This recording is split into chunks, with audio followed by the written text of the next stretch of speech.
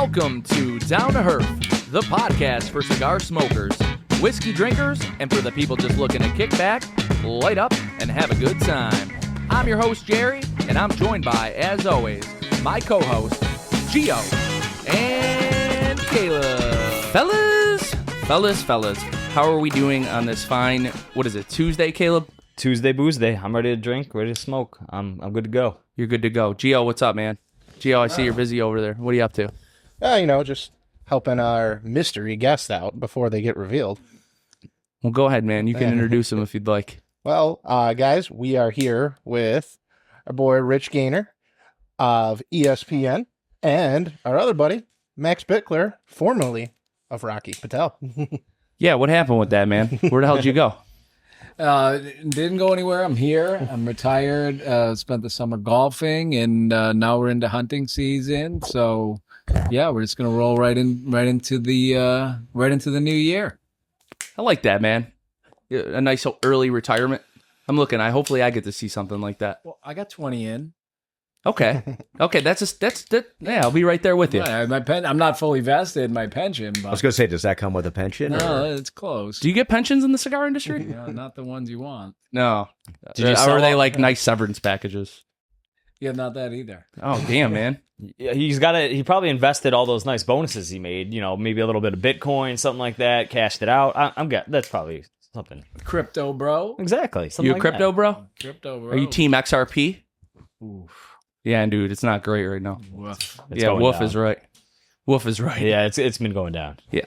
Yeah, I'm falling for it. Still hold it. Yeah. Hold. It's not a loss until you sell. That's what Hold they the say. line.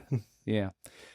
But yeah, Gio, you got some words for us, my man? Well, as always, our show is brought to you by Crown Heads. John Huber, the legend himself. Guys, make sure you're checking out that new Belgian Blue coming soon to stores. It's in stores. Oh, it is in It's stores already now? in stores. Sorry, Yeah. I was basing it Do- off do the last some- coming soon thing I saw up there. Yeah, I didn't get a chance to update it. Update stuff. Nah, I'm just fucking with you. I can't talk shit ever. But as well, obviously, Belgian Blue in stores now. And make sure you guys are checking out the rest of their core portfolio. Mil Diaz, La Imperiosa. I'm sure the Las Cal 25s are still out there. And don't forget about Jericho Hill as well. Perfect. We do have a cigar that we're reviewing. Our guests are, smoking at their leisure. But what are we smoking today, Gio? So before I get into exactly what we're smoking here, our cigar introduction is brought to you by smallbatchcigars.com, the official online retailer of the Down to Herf podcast. Make sure you're using code HERF to save 10% on your order. Some exclusions do apply. That being said, guys, we are getting into the Letelier Côte d'Or 2019. Good pronunciation, Gio. I'm proud of you. It was slightly difficult. But before I get into that, I don't know why I had my notes on this here. And of course, I got to now just pull up Half Wheel. What a guy. I would have messed up the pronunciation right off the bat.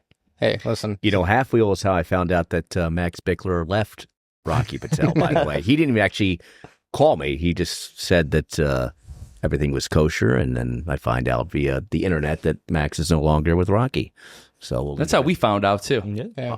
What a good friend he is, right, guys? Seriously, the guy lives 3 miles away and, doesn't say a damn word to anybody. He was already on the back nine before he decided to tell anybody. Well, that's how you know that it's true, because you read it on the internet, right? Though Yeah. I made it. Everything on the internet's true. That's how you know. I'll tell you what, though. I do Especially Twitter. I do believe Half Wheel. Yes. Half Wheel's usually pretty accurate. He is, yeah, Yeah. no doubt about it. So now as we get into the actual cigar here, since I have everything up, thanks guys for that banter, for giving me some time there. You're welcome. Slick cover, guys. So the Côte d'Or 2019 is a 6x50 Toro. It uses Ecuadorian Sancti Spirits wrapper. And let's see here. What is the other parts of this blend here? Because, of course, Good job. yep. Trust us, we're a professional show. So, Gio, in broadcasting, this is called vamping. Yeah. So we're vamping right now. So we're going to allow him to have time to figure out what the hell he's talking about. And then we're going to banter? Vamping. We're vamping. No, but I said, are we going to banter We're to gonna save banter him? back, To correct. save him. Yes. Okay, I like that. See, now this is what Rich does for a profession. And it's Right. looks like it's both Nicaraguan for the Jesus, man. You couldn't just say that? You were so close. Give it a guess next time. Yeah. From Nicaragua. Undisclosed. No, it's definitely disclosed. Undisclosed. This isn't I didn't read Viaje, it. dude. This isn't Viaje. It's disclosed. So I thought that the 2019 with this was like something with the year. Apparently, that's just the number jump for it because they did a 17 and a 15. This is the third one they've done in their series here. It's kind of like a semi-annual release, I guess. So, but other than that, I mean, Jerry, you got a box of these. They came in boxes of 10. They were only 1,500 made, and they ran $18 a stick. I did get a box. Yeah, a pretty damn good cigar. I'm looking forward to actually reviewing it with you guys and giving it a score. I don't really review cigars in my own time, so I should actually start doing that more, but I don't. I don't know. You should, Jerry. Rich, how you been, man? We haven't seen you since NOLA. It was an awesome time with you boys out there, and we had a terrific time enjoying the Rocky Patel booth with you three goons and Maxie, and great memories were made. I'm hoping to see you all back in New Orleans this coming April. We'll be there. We'll be there. Yeah. We'll also be at the Rocky booth because there's beer. There's beer. That is true, man. That's when everyone shows up, is when the booze comes. All the patrons or other distributors, they all show up at Rocky's booth. They take all of his beer, and then they decide to depart and go back to their home base. You know, the most depressing part of this whole experience is Max isn't there. We lost the plug, dude. He's coming back. I mean, he's going to come. We lost the plug, though. In spirit. I'm going to bring him as my guest this year. Max Bichler back at the PCA. What do you think, Maxie? That'll be the biggest release of 2026. That's out before Half Wheel got to it, guys. Yeah. That's about. He's launching his own cigar, the Bic Pick. If you ever did a single barrel whiskey pick, that would be a great name too. Yeah, the Bic Pick. That'd be good. I'm onto that. I like it. And I want to. I'd say do it at Gates, but they closed. Is that here in Buffalo? Pour one out for Gates. That was a great spot. Dude, what happened? You know, I'm not sure. I don't think that the Wegmans or Amherst Street Liquor did them any favors, which is a great store, but it's a big one, and I think that The buying power. yeah, I mean, there's only so many bottles to sell in any given area, and you know, like kids today, right? They're like smoking pot and edibles and THC. You've seen the alcohol consumption numbers are off across the board, from spirits to wine. So yeah, those guys, unfortunately, a casualty. I was in their bourbon club for years. Great store, as is Amherst Street. I've shopped there, and they're great as well. But I think that that was a casualty. Do you think if they didn't hold all their liquor and actually sold it once in a while, maybe they'd be in business still? You know, the $100 bottles of Blanton. You see what I'm saying, though? Like The $100 bottle of Blanton doesn't help. They never sold it. Yeah. They just hang on to it. Yeah. I hate when I see a store do that. I'm like, how do you pay the bills? It's true. And you know, or when they have like one bottle of E.H. Taylor and it's up there for $329 and you're like, whoa, which one is it? A warehouse? No, small batch. Yeah, small batch. No, Yeah. that's a what at your liquor store? What is it, Caleb? $56.99. That's what Cases and cases and cases. In Just sitting on the shelf. In Baltimore, where I grew up, it's also about $55-$60. I live in Florida, in Tampa, and it's well over $100. It's unbelievable. lock and key. And you can't find it. It's. Yeah. I've had friends that have come back and said, "Hey, you know, I'm going to be up in the Philadelphia, Baltimore market. Can you bring me back a case?" I'm like, "Well, How much money you sending me? I'll bring my wine suitcase and I can check my bag and bring it back. But there's going to be a premium that's you're gonna have to pay Mr. Gaynor to bring it back to you." Have you guys seen a lot Finder's more Fee? out there lately? Not E.H. Taylor necessarily, but just more bourbon, more readily available in the last 6 months. It's just sitting on shelves now. Yeah. It's out there, but all the stuff Jerry's that right, 2 years ago Yeah. you would be fighting over a bottle, just sitting there, and it's Yeah. still at the ridiculous price. I know. So like you're looking at it and you're like, there's 7 bottles of this now. I used to chase this down and I would pay the premium because I wanted it because there was 2. Now there's 10 on the shelf. I'm not fucking paying that. Fuck that. I'd rather buy a box of cigars. I got in the past, I would say 6 months, I got a bottle of Pappy 15 retail. $99. I think it's 129, yeah, I was gonna say 149 now. 130. Yeah, that's a little higher. I've got a bunch of Weller, you know, like oddballs, CYPB, like stuff that were like unicorns. I've had a lot more offered at retail. But I mean, that's really all. If it's not retail, I'm not particularly interested. So there's very few bottles that I'm going out and like, oh, I'm gonna pay a premium. But I've seen more. They're just sitting there. At the ridiculous. I mean, nobody's buying Blanton's for $119. No. Like, people know it's a $69. Midwinter's bottle. Night Dram. You remember fighting over like bottles of that? Of course. Okay, well, if you went over to Colonial right now, Yeah. I think there's like, I'm not even exaggerating. There was like 18 bottles. 129. 150. 150. I'm like, dude, fuck that. Yeah. Fuck that. That's retail because High West, they increased the pricing on it. Yeah. And then that's kind of where we're at now. And I used to really like that too. I mean, I haven't had this year's release, but probably the last 3 I have or 4 I have. And I thought it was, really good, but maybe for $100 or under. That's under MSRP.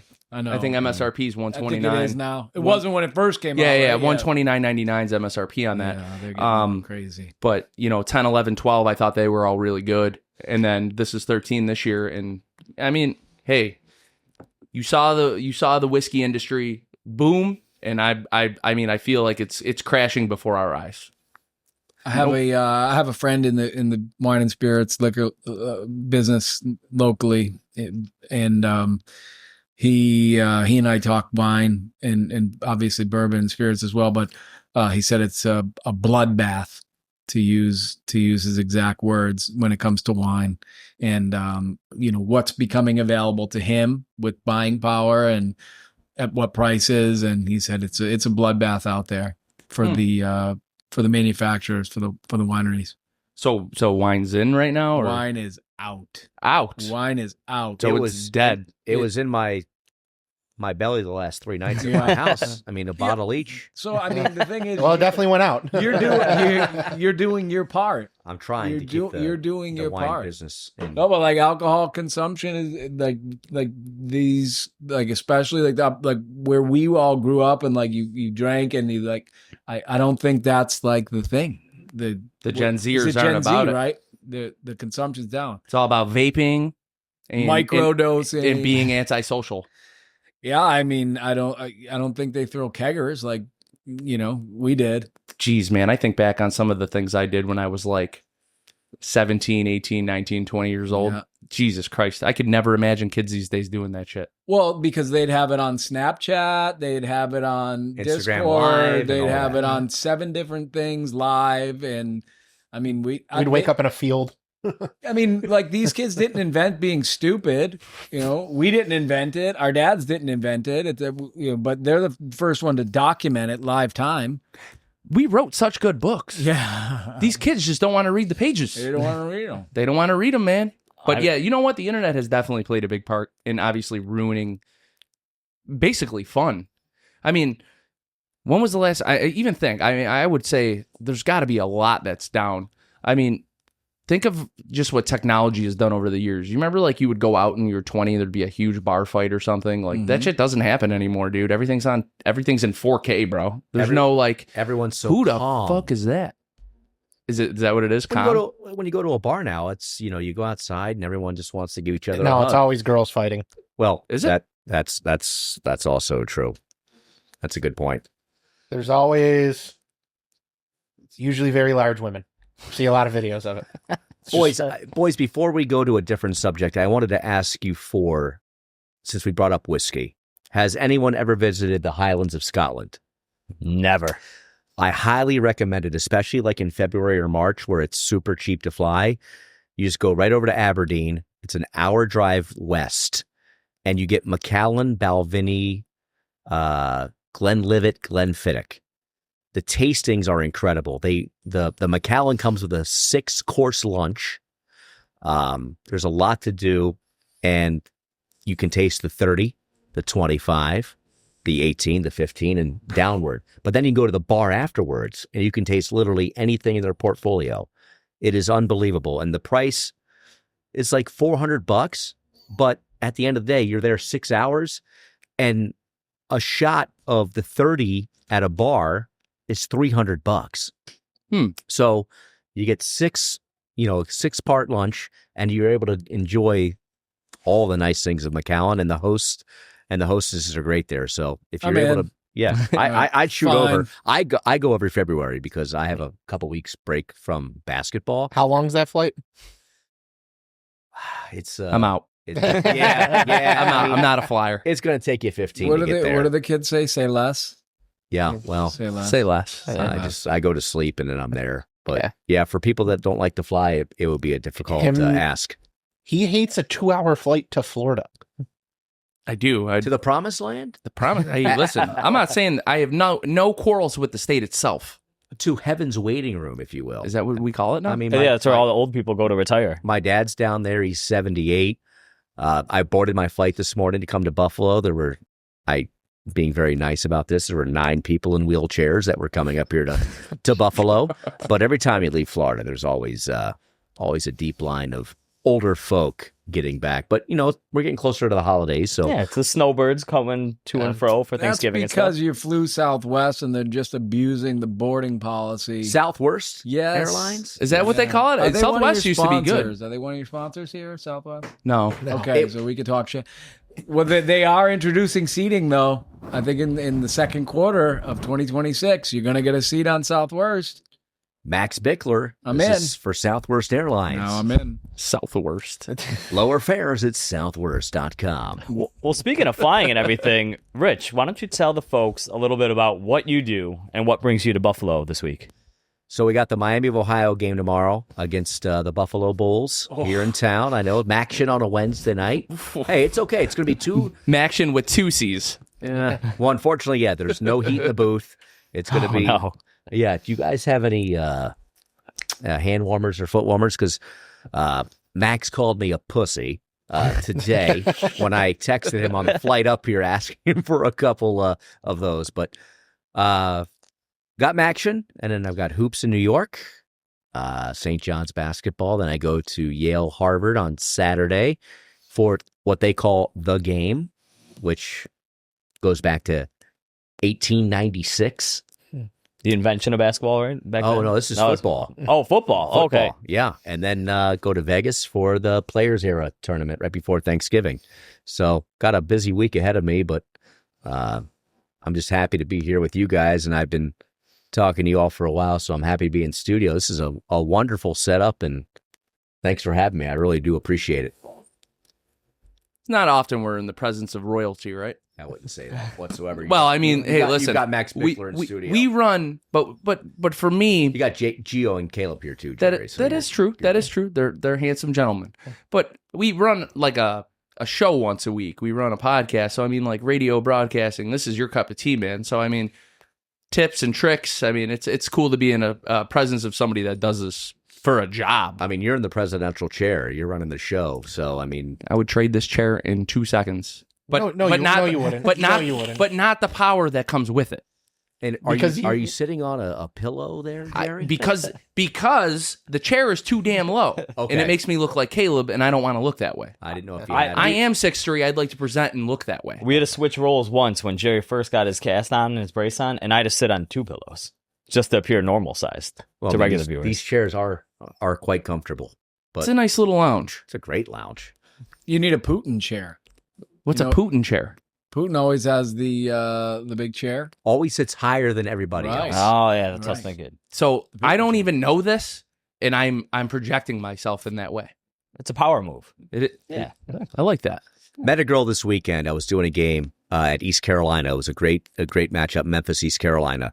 And there was a young lady named Veronica who played on the East Carolina tennis team, and she's from Kyiv, Ukraine. And she came to the booth to hang out, and we were talking during a timeout, and her parents cannot leave Ukraine because of the war. So Zelensky will not let men leave the country because they could be called to go to war. Mom could leave. The girl is 17 years old. She hits it a ton. My broadcast partner, Dustin Fox, played tennis with her, and she told me that her family literally cannot leave. And I just felt so bad. But, she's doing very well at East Carolina, and what a great football game that was, too. I mean, it came down to the wire, and East Carolina beat Memphis, sending them to their third loss and pretty much out of the college football playoff. realistically, were either of those teams making the playoffs? Memphis had a chance. Memphis had a real chance. With all the voting and everything that happens, do we truly believe this? Yes, because if you win your conference and they're in the American conference, if they win the American, they get the automatic qualifier to go to the CFP. So you're telling me if UB wins the MAC? No. It has to be a Power 5. Power 5 school. Okay. Yeah. They would have to do something crazy like go 11-0 and beat like an Oklahoma on the road or a Michigan or something like that. But as we all know, that's not going to happen. You're going to see true talent at this Miami, Ohio Bills game or Bulls game. You're going to see true talent. UB's got some guys that have made it to the league, though, the last few years. Cam Lewis, Khalil Mack. Dolak. Yeah. I mean, I think Khalil Mack's a Hall of Famer, if you ask me. I'd agree with that. Yeah, I think he is. I mean, he's had a great career, and I mean that linebacker position that he's played in the NFL for the last 7-8 seasons. I think he's a terrific addition to any team, and he's been a great player overall for Vegas and among other places. Help me out here. Chicago and the Chargers. Chicago. And Oakland. He was a Raider. And the Raiders, yeah. As Berman would say, the Raiders. Listen to that radio voice, guys. We should have made him do the intro tonight. Yeah. I'll record some stuff for you, boys. It'd be my pleasure. Hopefully it's not none of those pictures that you told us about in New Orleans. No. Bathrooms. We'll keep those off the record for sure. See? Fucking Caleb, narc. No, I'm just saying. I didn't say what the pictures were. I just said it involved the bathroom. That's all. Just let the people infer. There's lots to do in there. Numbers 1s, 2s, 3s, 4s. That's where you hold hands with your stall neighbor if you're taking a poop. What are you talking about? Well, I didn't say what was going on in the bathroom, but there's plenty of options. I do have Joe Bedinati calling me. If you would like to speak to him, can we take a quick time out? Sure. All right, 1 second. Can you pause? Yeah, I can pause. All right, sorry. All right, dude, that was awesome. That was really cool, man. That was really cool. Joe's been a friend of mine. I'm 42. He's been a friend of mine since I was 17 years old. He has been a broadcasting mentor to me, and he is in my top 3 broadcasting of all time. Been doing the Capitals for 31 years, and as he mentioned on the call with you, Jerry, had a chance to announce a Stanley Cup, and his broadcast partner put the Stanley Cup over his head, and they didn't want to take photos, but nonetheless, I mean, what a moment for him to, he's a New York guy. His dad is a retired New York City firefighter. He played lacrosse in college, and then he got into broadcasting, and he's been doing the Cap since '94. I mean, what a great human being, and just a special guy to me that has really helped me a lot in my career. You ever feel like when you talk to somebody after you're done talking to them, you're like, oh, I should have asked them this. I should have asked them that. Like, then the questions come to you, but in the moment, you're just like, wow, this is crazy. Well, I had an opportunity last week to have dinner with Jim Nantz in Tampa, and I don't know, Jim. Tony. I don't know, Jim. I don't know, Jim. And Tony's caught a lot of slack, but I think, and we can do a little chat about your favorite broadcasters. We'll talk about our least favorite. All right, well we can dive into that too. Let's go there first. What do you got? I think this is a unanimous, but I'll let you say it. Oh my God, who's that? Chris Collinsworth. He's an interesting listen, and he's got a great play-by-play guy with Mike Tirico. I mean, who I think is one of the best play-by-play guys because he is so multi-dimensional. He does basketball, football. He's done hockey. He's done everything, and he hosts the Olympics. He hosts everything. I mean, he is literally the creme de la creme when it comes to. I like Tirico. I don't have a problem with it. It's just so I think it's more of a Buffalo thing because. Yeah, I was gonna offer. I think it's a Buffalo thing. He just feels like a hater. If as a Buffalonian, Collinsworth, it's just. Like, I think he is unanimously disliked in Buffalo. Yeah. And that's why he always calls our games. It's a Buffalo. Well, the reason why he calls your games, fellas, is because you guys are so good. Because you guys get on Sunday Night Football, and I think that he kind of was it him that was calling the Chiefs? No, it was Romo during the Chiefs game. And for no reason, I don't know. Josh Allen did the shuffle pass. Oh. And he's like, man, that's a lot like Patrick Mahomes. And we're like, No. The exact quote was, that's supposed to be Patrick Mahomes that makes that play. I'm like, oh my God, he's not even in this fucking game. Like, he's not on the field. Oh my God. Well, and then he went on a broadcast, or a podcast, I should say, and he told the host that I like Patrick Mahomes, and I'm not going to deny the fact that I like Patrick, which is fine, but, we're supposed to be biased. Or, I'm sorry, unbiased. Sometimes we are biased, Collinsworth, per se. But, in regards to broadcasting games, I think when we move the coaches and we move the coordinators, the end of the day is we get the game plan. They'll tell us what's going to happen. And then when we go on the air, we're not supposed to actually say, hey, in their meeting last night, they said, we're going to run these first 4 plays and go here, here, and here. But they do that. So what we say to kind of cover it, Jerry, is, well, we talked about that in the meeting. He said he might do this, Andy Reid or Sean McDermott or whoever they may be. And they actually kind of dive in quite deep off the record. And then we bring that to the record, but not really. There is a script. So they were right. There is a script. There is a script. Holy shit. There is a little bit, yeah. Oh my Lord. I mean, it does make living sense. in a simulation? Oh my God. It does make sense. They always talk about like football teams, basketball teams having a game script, but I get it. Some of it's like an outline, but hey, I didn't know that part of the deal. No, they always say like usually your first 15 plays are scripted. I've heard that before. Yeah. And then it's after that you kind of just go by what the game plan is. Like the one year when we played Dallas and James Cook just kept running to the opposite side of wherever their blocker was, and we didn't have to do anything but hand the ball off. Yeah. I don't know, man. I just feel like the Chris Collinsworth glazing. That's what we call it, glazing. He glazes over Patrick Mahomes. I mean, it doesn't. He can do no wrong. There is a love fest that is undeniable, obviously. It's undeniable. It's undeniable. I wonder how Patrick feels about that. Do you remember the one play that sticks out in my head? It was against the Giants. Or no, it was against Kansas. Kansas City versus the Giants. Patrick Mahomes throws the ball 10 yards behind the line of scrimmage. So it's a fumble. He goes, they pick the ball up. Patrick Mahomes knocks the ball out. Collinsworth, I swear to God, I think he's just jizzing on himself. Oh, Patrick Mahomes. Glazing. I can't believe he got his own fumble up. But they lost like 50 yards.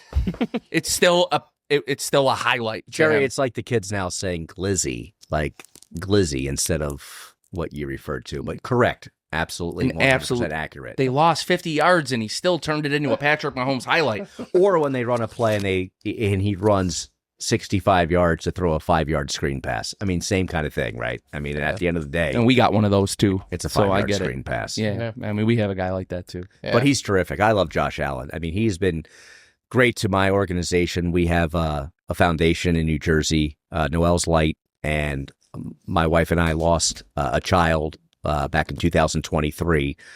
And Kevin Kearns, who's the PR guy for the Bills, has been really instrumental in this. And he has got us Josh Allen jerseys and helmets and all sorts of paraphernalia to auction off for this foundation. And I mean, I can't say nice enough things about the guy. I mean, I hear he doesn't sign for a lot of people, but thanks to Kevin and the Bills, they have been absolutely terrific, and I really appreciate their support. So. Yeah, he is he goes through one of those companies for it, like that they are in charge of his like merch. That like there's certain like merch companies that like get certain athletes, like Beckett, some shit like that. I don't know how that works, but yeah, no, he's really good with his charity stuff. Obviously, like with the Children's Hospital here and all that stuff. Even like, so he shot a commercial for West Her here, and my mom works there, and so with Steve Tasker? Yes. Okay, I took a picture of Steve and sent it to him this morning when I landed in Buffalo, because it's him, Allen, and there's Deion Dawkins and probably Knox. Dawson Knox. And no, it was Hawkins. Yeah, Deion Dawkins. In the picture. Oh, Dawkins. I do apologize. Yeah, you get to know him when you live in Buffalo. He takes at least 2 offside penalties per game.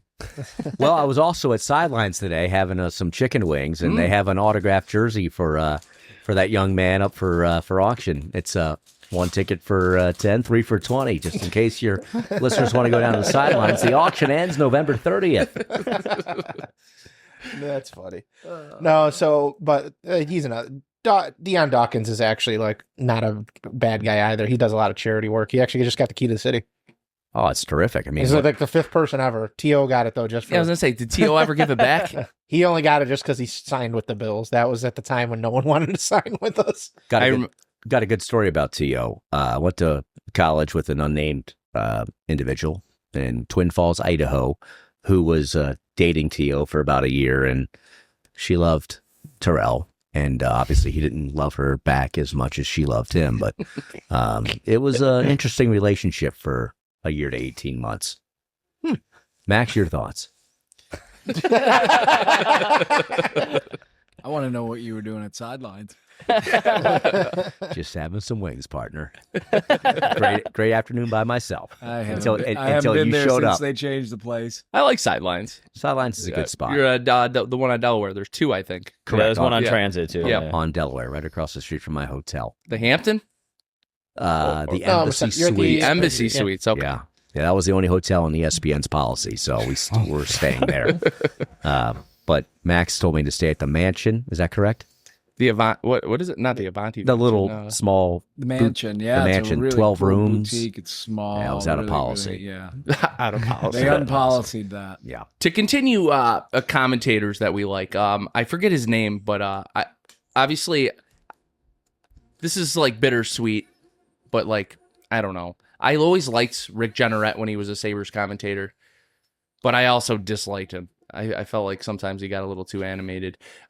Another one that I like, maybe you can tell me the guy's name. He used to do the Carolina Hurricanes.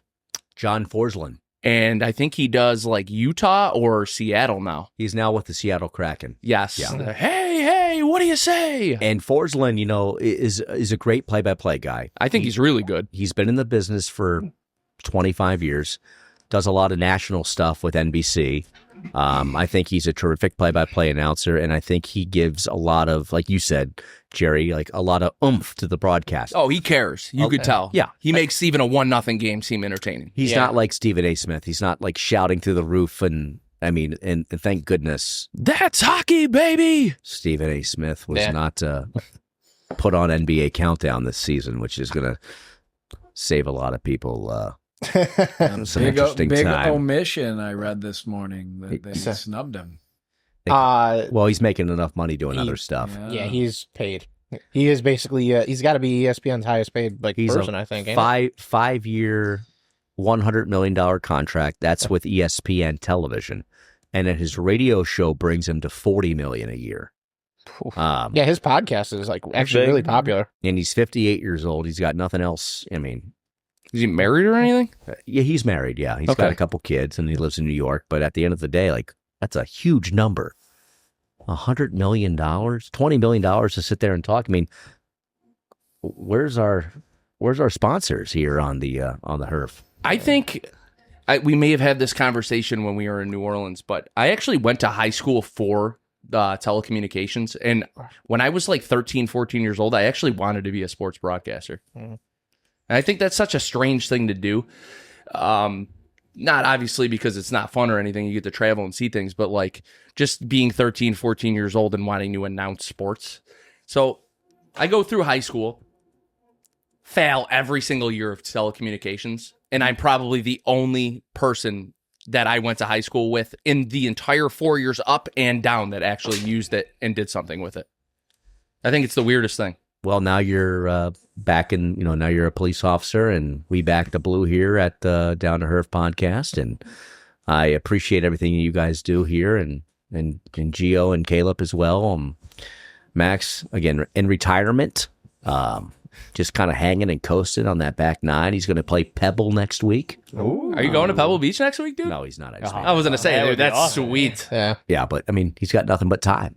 So just enjoy that while you have, partner. I got a question for you, Rich. Sir. All right. One thing that always gets me, no matter what sports game you're watching, could be baseball, golf, hockey, football.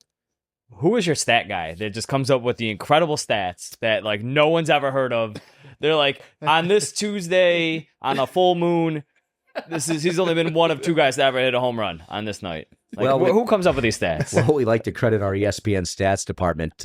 Brett Bissell, who he goes by Baby because he is a gentleman who's about 65 years old, just moved to Florida, retired real estate guy from Maryland. He is literally eating chicken tenders and French fries. He doesn't eat anything else. That's hence why he got the name Baby. But Brett does all the down to earth research, and he'll be here tomorrow night, flying up from Sarasota for the game tomorrow night. But he's salt of the earth, man. I'll tell you, he's very good at what he does. Man, I hope he digs up that fact about Grover Cleveland golf course holding a PGA Tour in 1901 or something like that. We could use that coming out of break. I love that. You ever golf, Grover? I have never played Grover. I'm going to tell you, if you ever want to feel great about yourself, go golf there. Absolutely dominate it, despite being like the most average golfer ever, and be like, yeah, there was a U.S. Open played here, bro. I'm just as good as they were.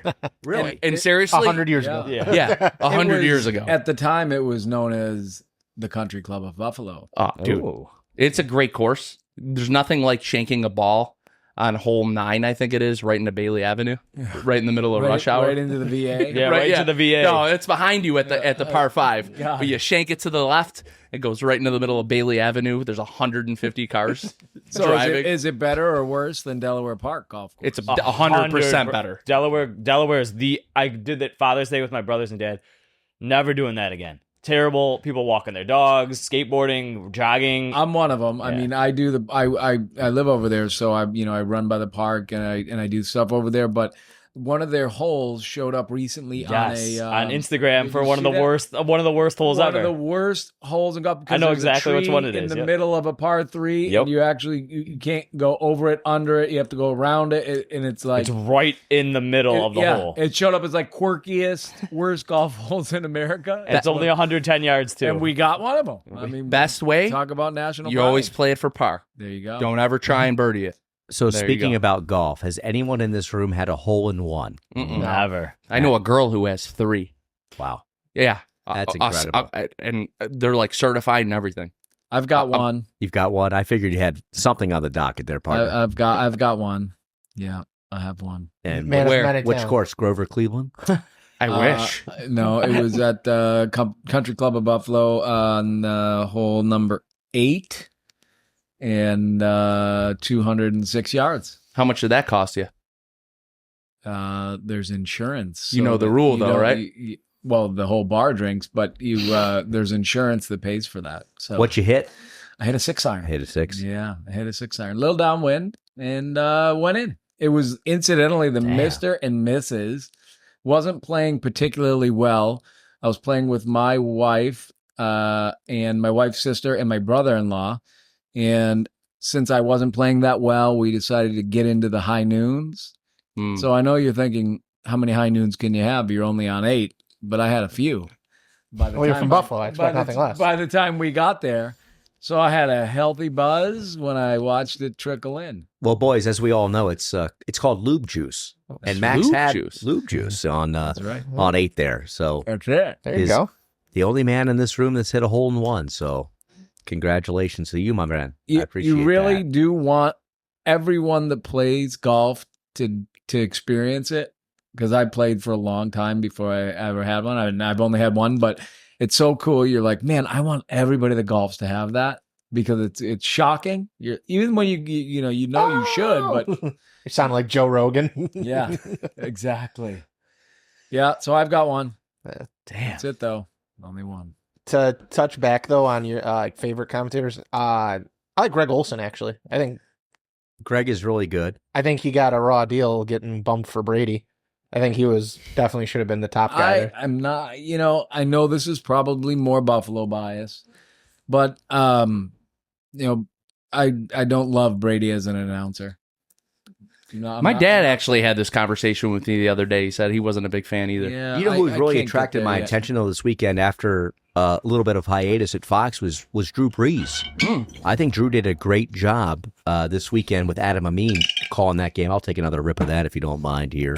Hell yeah, brother. Hell yeah, brother. Some John J. Bowman single barrel, by the way. On the Down to Her podcast, presented by our friends at Crown Heads. Make sure to go to crownheads.com and carve your own path. Look at that, dude. Look at that. That's getting clipped. What about my absolute favorite announcer, Tom Brenneman? Tom, he's Bob Meanery? No, Tom Brenneman. Big fan. I'll touch on both. I think Brenneman is a terrific announcer, and with what he said, unfortunately, on the air coming out of the commercial break. Oh, this is the San Francisco. San Francisco coming man. back on the Reds broadcast, and he literally called the Castellanos home run. That's a home run for Castellanos, and It's one of the greatest sports moments ever. so you know when a guy gets sent down to the minors, right? Yeah. Well, this guy got sent to the Mexican League. He literally, I kid you not, It's like Kenny Powers over here. he literally went to the Mexican League, and he got sent down there, and he honed his craft again, and now he's working for the CW. And I think these TV executives are going to find out that, and they already know this, but I think he's going to be back on the national stage soon. You think so? I do. I think he is so good at what he does. I think time has passed where I feel like he's going to be right back in the national spotlight at a different network outside of Fox. We do miss him. But Menery, Bob Menery, Menery? great story about Bob. I've known Bob for years. Bob was living in his mother's car before he became the Bob Menery that we all know. She didn't even let him in the house.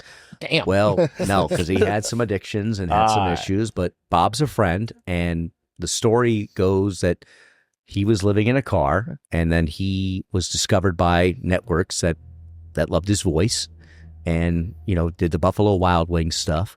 Did a lot of stuff on Instagram. Obviously, I think he's got 3+ million followers. But I think he has since digressed and is not on the national scene. Remember he's hanging out with Saquon Barkley a bunch. He hung out with everybody. Yeah, he's playing golf with Joe Buck. He's playing golf with And there he is, a Nance. fucking crackhead. And I wish I could do that with my career, but I would be fired by my network, so I can't Can't do that, do man. those things. Yeah, you got to be careful. You work for Disney, bro. I know it's an interesting organization nonetheless. But I get free tickets to Disney, so I mean, if you guys want to go drink around the world, I can host you down in Orlando. Just let me know. My wife asks me every other week, "Do you want to take our daughters to Disney? Do you want to take them?" And I'm just like, I'm just thinking about airplanes and You just got to wait till traveling they're with both- children. You're more worried about the 2-hour flight. That's your problem. That's yeah. The kids are fine. I don't care if they scream the whole plane ride. I don't give two shits. It's about me. Never on that never plane. mind the line for 2 hours at Space Mountain. Can I be honest with you? Skip It the has line, nothing to do with the rides. My kids aren't even big enough to ride the rides. That's why you got to bring them when they're like 6. I just think to see my daughter, my 2-year-old, to see the characters that she loves so much, to me, I think that would be the only part that was worth it. You'll do it. I have 2 daughters. I've been yeah. there. Gaynor had the fast pass. As a matter of fact, I did take Max and his family to Disney The fastest back pass. in January. Yeah, it was Is this that past right? January, yeah. It We had a was. great time. I took my foster daughter with Max and his wife and his children, and we had a great time. Max and I spent most of our time drinking light beers. Around the world. Light beers, though. Nothing heavy. Super Like mild. none of the dark stuff like we're drinking here tonight. super mild, lightweight. Yeah. Easy. You could have 30 of How many countries did you get? 2. them. We were big on France. Big on. They got all the wine, Little right? farmhouse ale we were working on over there. All right, I might be lost. Maybe it's my Polish coming out. What the hell game is this? No. Is this like, what is so- it around the you world, around the drink countries? At What is Epcot, it? Yeah, at yeah. Epcot. Okay, I don't know what Epcot. I've never been to So Disney. it turns out there's not a lot of alcohol to be found at Disney. Okay. You have to search it out and seek it out. I know Jerry's getting there. So you seek it out, but if you have a tour guide as prolific as mine, he knows where to go. And Epcot is known to, they have bars. Each of these different countries has a bar, and you can get a libation, and you can put your kid in line and say, hold on there while I go pee and drink 2 beers. I'll be right back. And you've moved 3 feet. And then you get back and you say, you're not on yet? We'll be right back. We'll see if we could talk to somebody about this. Yeah, it's been interesting working for Disney and trying to cut the line, because sometimes they're like, cool, you're a cast member, you can go. And they call them cast members. On my pass, it actually says you're a cast member. It says it. What the fuck? Yeah. Voice actor for Rich. Yeah, voice I think actor. it's a voice Yeah. actor. Yeah. I've got a photo. He's voicing the Gaston. the fork in the next Toy Story. Yeah, exactly. What is that? Forky? Yeah. Anything that pays cash. Cash is king. Imagine boys. hiring a princess for a day and I got Rich Gaynor. Give me your best bell. That's a tough ask, Jer. And I That's think a tough ask. and he probably, just so you know, he probably had a goatee at the time. I did. I shaved this morning at the hotel. He had a goatee, and that was, I hired a princess for the day, and that's what I got. It's a state of affair. I mean, it's where we're at. Dress and all, right? He wore the dress. Yeah, Play the he did. Yeah, cast member. Well, unfortunately for me, I had a broken foot, so I was walking around Disney with Max in a boot. You're hurt right now too? You're getting over? No, I was in the Bahamas doing the Bahamas Bowl. But it was equally as fortunate for me. It was. It worked out in your favor did. because we were able to get in front of the line without the pass per se. And who was in that Bahama Bowl? It was Ohio. Thanks for asking me, jackass. It was Ohio And the University at Buffalo. Oh, Buffalo. Shoot. Bulls. Right here. Calling the game tomorrow. I was watching at my parents' house, and my dad has the game on, and I'm like, oh, this is nice. It's in the Bahamas. And I'm listening, and I hear this voice, and I said, I'll be goddamned. He's got to do it again tomorrow. I know this goddamn voice. And we may not have live texted, or we may have. I don't During know. commercials, you told me how bad I It suck. was a commercial break, and I tried to get him to sneak in some, tips of the cap to me and Buffalo, but I don't know. I love the toss there. It was good, but there was That was another a non-dominant hand too. There's another Buffalo connection. You were calling the game. Yeah. Oh, I actually have an interesting question. I don't know how much you can kind of. So, what did you think of that whole Ryan Clark, Peter Schrager stuff when he's basically told the guy, "You didn't play, so you don't really get to talk"? I'm paraphrasing completely, obviously. I think these NFL insiders, I think they do a good job of, reporting the news. Schefter, Schrager, Florio, among others. I just feel like a lot of these guys get a bad rap. I'm going to defend the guys that get the inside scoop because a lot of the folks that do this unfortunately they're kind of given the shaft, if you will, in regards to breaking news. But you know what? Like even Jay Glazer, before he got huge into like the Ultimate Fighting stuff, like Jay is a terrific reporter. He knows GMs, he knows personnel people, and that's how these folks get the stories. That's how they break them, not us. It's guys that are like in the weeds that know what the heck's going on. And I like Jay. I like all those guys. I don't have a bad word to say about them.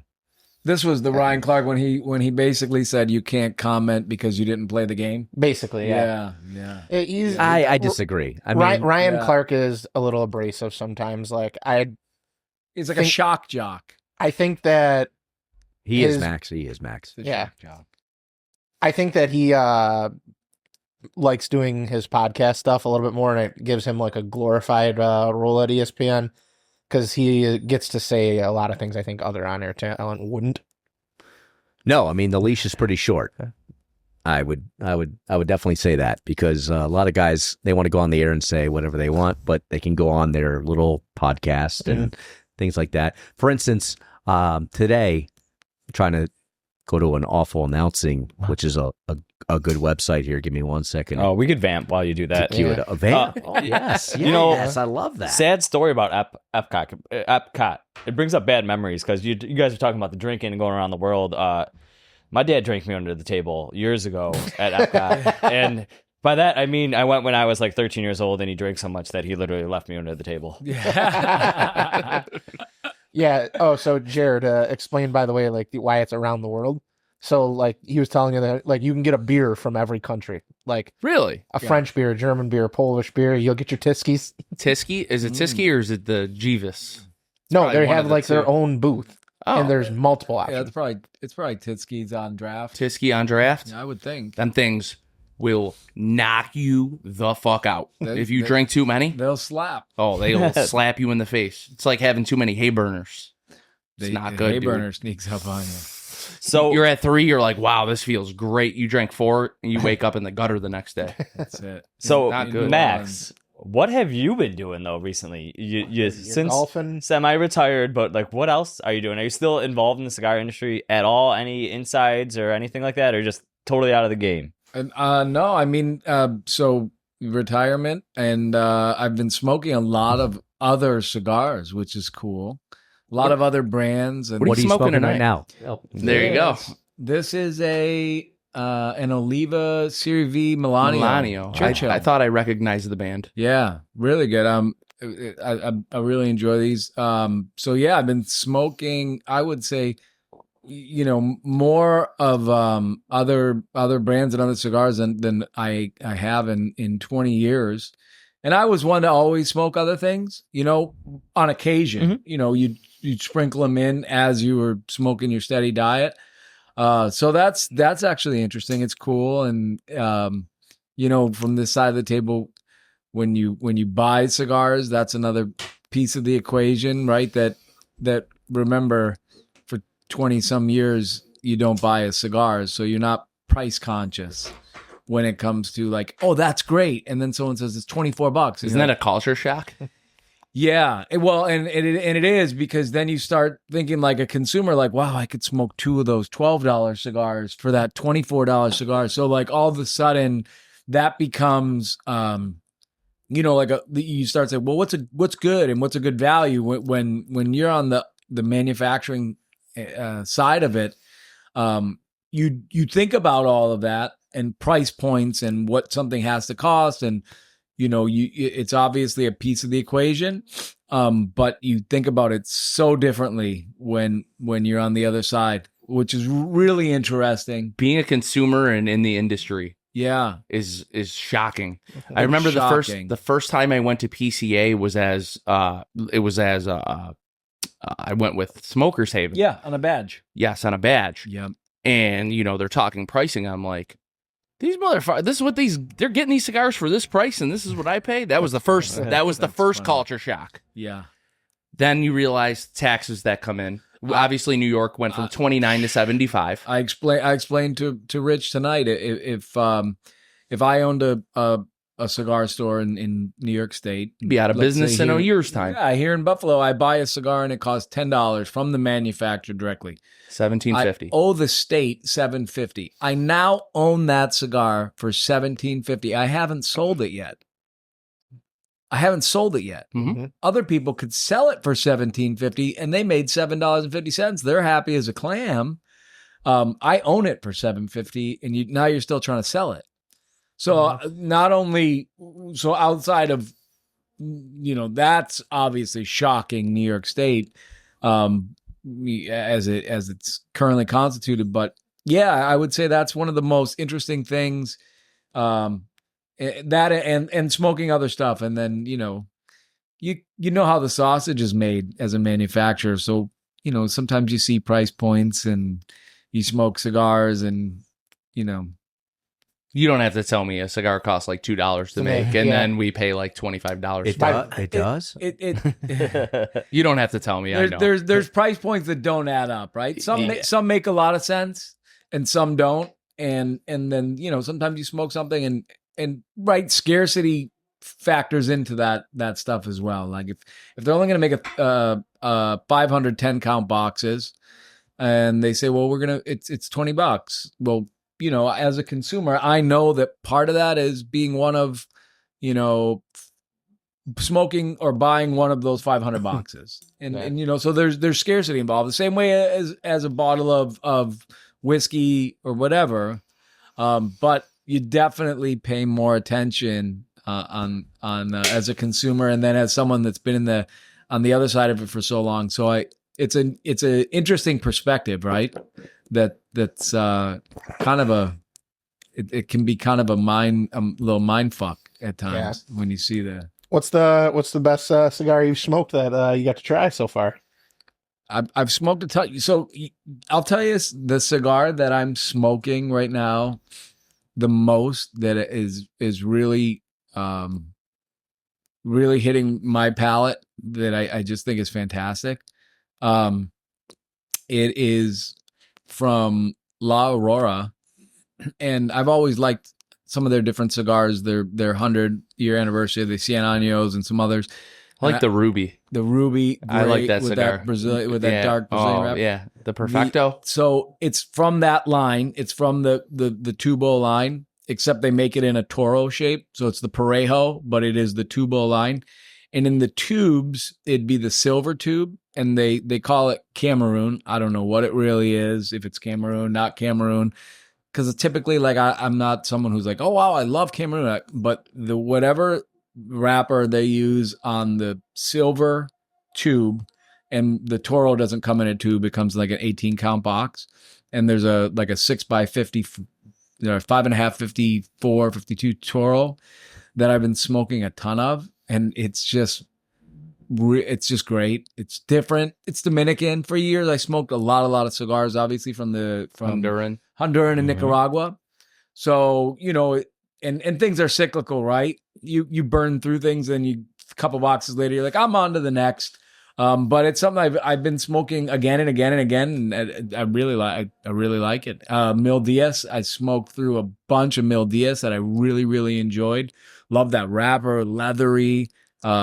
Just thought the flavor was fantastic. I think the size I bought was like Edmundo, maybe. No, it was thinner. I do like that Edmundo, like that 6.5 52 they make. They make another size that's closer to like a 648. Yeah, and it's the Corona Gorda. It's dynamite. Oh yeah. It's like, I love that format, and I'm a sucker for that size anyway. It's so funny. Everybody in the industry always seems to like that Corona Gorda size. It's like the geek size, as Steve Saka would say. He always calls it the geek size. It totally is. But I also think it's comfortable. It's it's, and I see why as a consumer, right? I see why you're like scrolling, or you're in the store or whatever it is, and you're like, well, $1 more, and that's a 54. Like, that stuff as a manufacturer, like, that's stupid. As a consumer, you're like, well, it's $1 more. It's a half an inch longer. It's 52, 54. And like, I do see how the brain wanders in that direction versus like, I just love this 558 46 Corona Gorda. Like, it factors in, and there's so many other things that that you think about, right? But that's a total geek size. I don't know what it is. That 646, 558, 46, like 48, like it is. But for me, it's like comfortable. It's a great size. It's not a huge commitment, and that's probably my go-to size.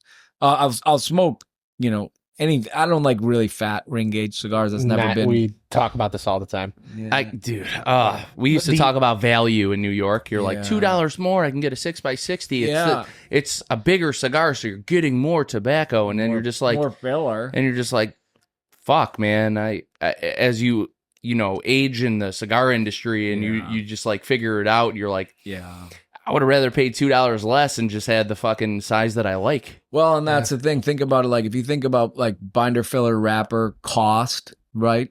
And filler being the cheapest. So you got more cigar. You got another half hour more. Did it cost the manufacturer more, or do we consciously make the 60 more because it's, so I mean, it's all pricing strategy too, right? So it's part of it, And then I think it's interesting too, be from your perspective, knowing some of these brands that, excuse me, shy away from.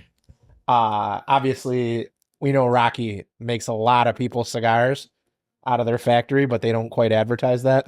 Sure. So, I mean, like I said, when you know how the sausage is made, it's interesting. Different factories, different, what different factories charge, and then price points and all that. So it's interesting. And I smoked a cigar tonight, and with Rich. I want to give that shout out to Nick, It was excellent. the Mediterra. It was- Nick Ambliotis out of Pittsburgh. It was excellent. Nick has a great shop in Cranberry, Pennsylvania, just north of Pittsburgh. And I smoked one of his cigars tonight. I said to Rich, wow, that was excellent. And I said, I don't know who makes it. And it didn't taste familiar. Like, a lot of times when you've been in it and on the manufacturing side for so long, you can identify a factory.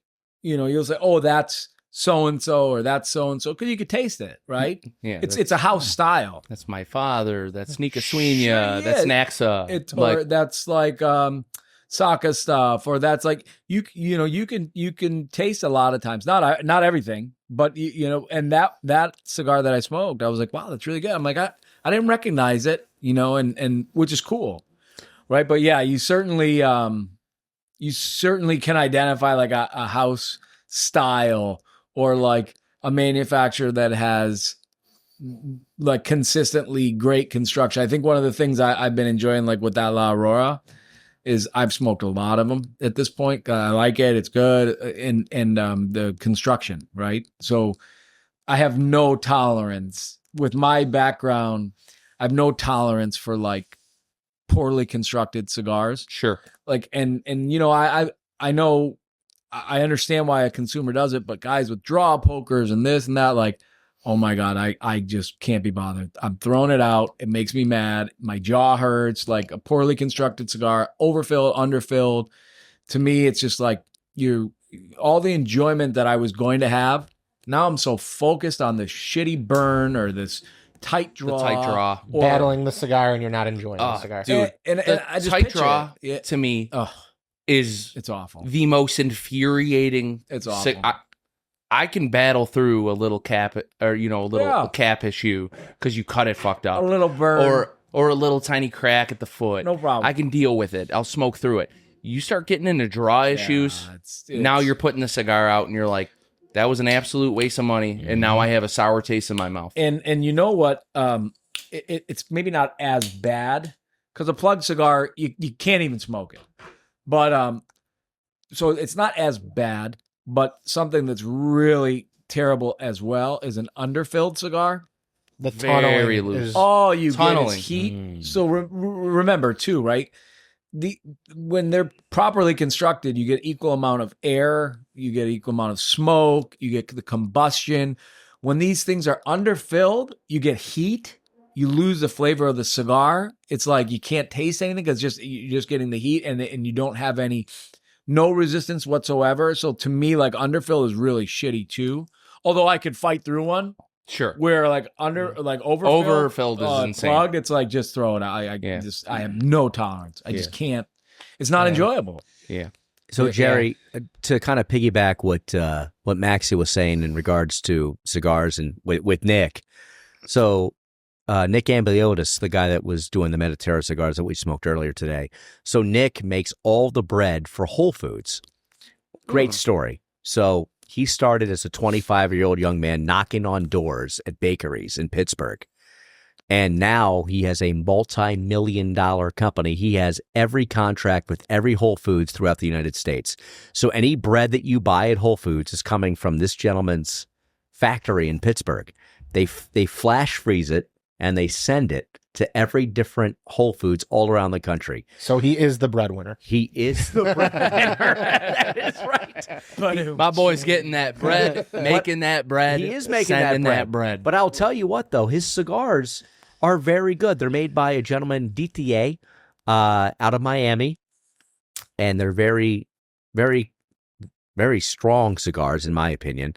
$20-25 a stick, but they're so consistent. The flavor profile is kind of medium to full, and I really, really enjoy his stuff. But just want to give Nick a shout out because he's a great guy. Are you drinking that out of the bottle? Oh no, this is a little energy drink. Oh, I need some of that energy still. Yeah, the cigar was good, and I would say stylistically, leans more towards like a Dominican style cigar. I don't know what country of origin is, if you've been Miami, where the tobacco is. I don't know anything about it, but stylistically it wasn't like Esteli Lajero and I didn't taste like a Honduran. So you didn't think it was Nicaraguan? I would not say that from the cigar that I smoked. Because I know Rich said Rich said that it was strong. And usually I associate Nicaraguan. It was rich. I don't think like not like It didn't kick your ass. No, not like an ass kicker. Like I get I for me I think strong. I think Ligero Esteli, right? I immediately think Nicaraguan tobacco. Right, and I didn't taste that. Okay. Still rich, like fuller, but when you don't taste that, and you know how I that's so easy to identify. Like when you light that, you're like, oh, I know that. I mean, it punches you in the face. You know that. You taste. know it's Nicaraguan. You know that. Taste. Where I associate like Dominican is like a little more approachable. I mean, I think Dominican Republic has really good tobacco. I just think it's a little easier. It doesn't have that punch. Yeah, no doubt about it. I would totally agree. I mean, they can stylistically do a bunch of different things, as can Nicaragua. But yeah, definitely. If you were going to make a generalization, 100. Yeah, I would agree. Like I think like the Viso, Jalapa, Esteli, that shit fucks you up, man. And I like it. Now that you're outside here, what do you think of the Honduran trend? I just feel like now we see a lot. Everything's Honduran right now. Yeah, so I'm a fan. I've always liked Honduran tobacco. I'm some of the best for me. What I like, the old Camacho stuff, like the old diplomas and 07, 05s. I think they were, but that old Camacho line, I used to really love that tobacco. I still do. I think it tastes great. I was with a cigar manufacturer recently, and the manufacturer makes a lot of cigars in Nicaragua and also has some stuff in Honduras. And they were telling me how much they like the Honduran tobaccos, and I was surprised to hear that. And they, really went on about what they could do with it, and and then remember, there's an economic reason for things as well. And so sometimes they're like socioeconomic or politically motivated as well. So right now, Honduras is probably more stable than Nicaragua.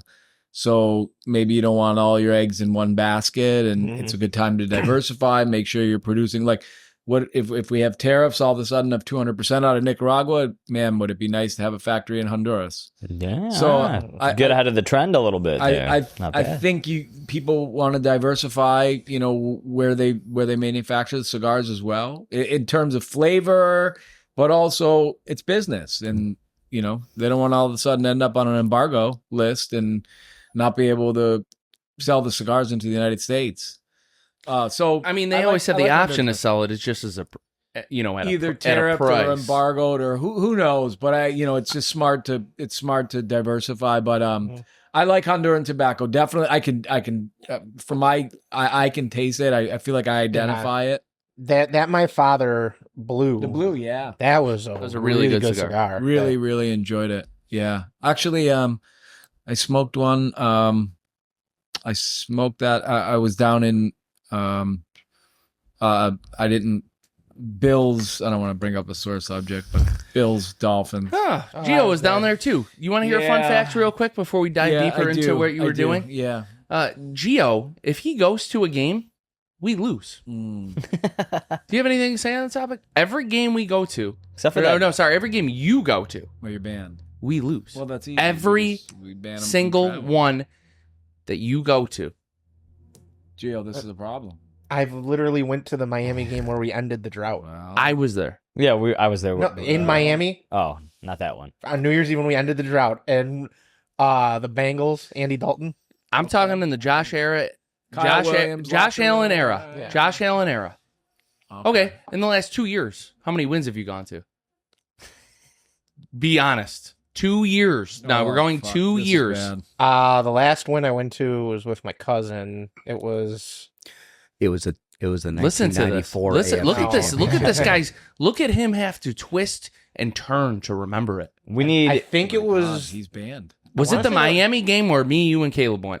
No, that was beforehand. I went to, You were at the Patriots game and they lost. yeah. Oh. You went to the Patriots game we lost. Oh. You went to the Minnesota game that we Oh my lost. God, You remember that the one? Goal line fumble? He went. Oh, Yeah. God. Gio was there. He went to Kansas City versus the Bills when Bass missed wide right. Oh. That's 0-3, You Oh. went to the Miami game in Miami. 0-4. Dude, you are. No, because I went to the. You are a cancer for All right, the when Buffalo You are, Bills. dude. When No, I went to the home Jets game last year. Oh, it's the Jets. the That's a Jets. write-off. You know what? When So Gio when- goes to a Bills game, I'm going to bet on the other team. I actually did that this year, and I actually made money on that game. I took Miami. Gio, are you going to that Bills game in New England just so I could win that bet with Jerry? Not after this. I think Gio needs to go to the game and Rich needs to announce a Bills game, and then maybe we'll change the luck. Well, I'd love to get a Bills game with Josh and all the folks here in Western New York. I think Gio can't come. We'll get as a matter of fact, we'll get Gio a sideline pass before the game, So we can see it in person and he closer. can go down up close, correct, and shake the hands of the people that are Gonna be let down by his literally going to be appearance. let down by his appearance. The fuck you will. The closer he brings that bad juju to the fucking actual players. I mean, we don't need ACL and fucking. I mean, Christ, did you shake Ed Oliver's hand this year before the No. bicep? I mean, what happened? Dude, I tore my tricep tendon. He tore his bicep tendon. This dude's doing more shit than I'm fucking doing. See, And I'm 7 weeks post. He's 2. I'm like, Right. this isn't even fair, the shit that they have. They get these guys back. Every day I worry mine's retorn. This guy could give 2 shits if his re-tears or not. He doesn't even care. Well, that's more. What is that? Meanwhile, Time we had off, Michael. or- No, Hoyt- he's talking about Ed Oliver. We Not had me. Michael Ed, Hoyt okay. sitting on the bench with a torn Achilles, refusing to go to Yeah, the locker Hoyt room. doesn't even care. That's a badass. I tore a fucking tendon. I'm like, what am I going to do the next 6 months? Well, This guy's like, put me on the bench so I can watch the game closer. I'm like, dude, I hate these unbelievable. guys. It's literally, No, incredible. he's a great teammate, but it infuriates you as a regular person. these are the elite of the elite athletes. I get it. though. Like, You're close, Jerry. You played D1. Wait, close. Jerry, where'd you play football? I didn't play football. No, I played, not hockey. I played hockey. Where, Canisius? No, I was scouted for Canisius. I ended up playing for ECC, Okay. which is D3. Oh, Hey, community college. Yeah, division. I get actually had you- surgery, and I had scouts looking at me from Canisius, and then things never came to fruition, and whatever, shit happens. I really don't care. I don't want to hear about like everybody. I could. I'm not gonna give you the. I could have made it. I was good, and this and that. I'm not gonna give you that. So like the bullshit. Gordon Bombay off the Mighty Ducks. No. See, Zero DUIs. No DUIs for me. But you got to get with the community. Here's the thing, which though, Gordon Jared. did. I'm just gonna He say did give one back thing to those though. kids.